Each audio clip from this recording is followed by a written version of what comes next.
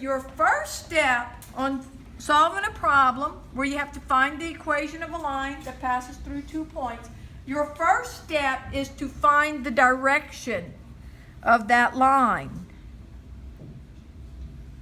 So find the direction of the line. I can do that by thinking about the vector QS or the vector SQ. So I need to find either vector QS or vector SQ. They will both work. And if you use vector QS and your friend uses vector SQ, your answers might look a little different from each other, but they're both will be correct, provided you've not made any mistakes, right? So let's find vector QS. Now, a couple of people did ask about this last week after class. If I find a vector like QS, I will do tip minus tail. So for QS, I'm going to take 3 and subtract -8. 3 minus -8. And then -2 minus 1. And then 4 minus 4. And this will give me for vector QS 11 for the first component, -3 for the second, and 0 for the third component. Now, what would it be if I had done vector SQ? It would be just the opposite. It'd be the components would change in sign. And that would be okay, either one, but this is now my V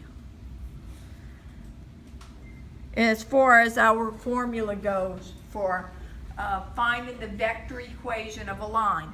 So we'll have this. I'll write vector equation.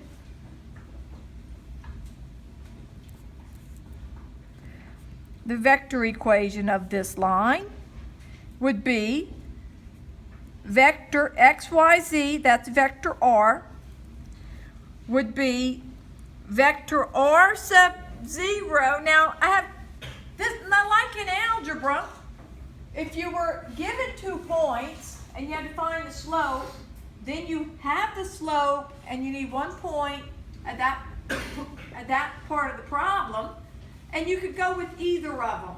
So I can go with either Q or S for the point, for vector R sub 0. And I'm going to go with Q. So vector XYZ would be the position vector that has Q for the terminal point, -8, 1, 4, plus some parameter T times my direction vector, 11, -3, 0. There's the vector equation. Now, somebody who chose to go with S would have something that looks a little different, but it still would be just fine.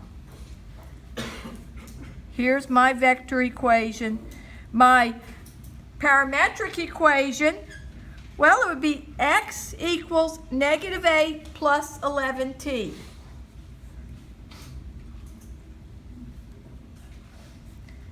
For the first one,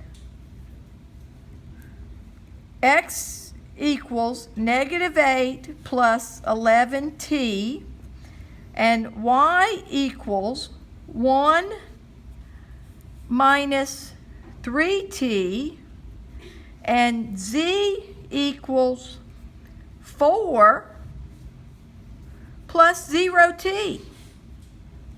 So z equals 4. suddenly I'm kind of happy I've done this problem because of that z equals 4. For the symmetric equation, I would take my parametric equations and solve them for t, where you're going to run into a little bit of trouble with z right there. But I'll show you what we do about that. Symmetric equations. So if I take x equals negative 8 plus 11t, I can say x plus 8 over 11 equals t. Let me write solve for t. For the y minus 1 over negative 3 is t. And my equation for z is just z equals 4. It's like, well, I can't really solve that for t.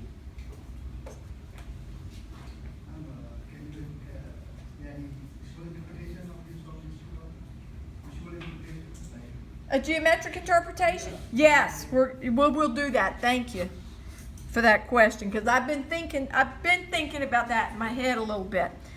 So, but the symmetric equation is x plus 8 over 11 equals y minus 1 over negative 3, and then I'll just put a comma and say, by the way, z equals 4.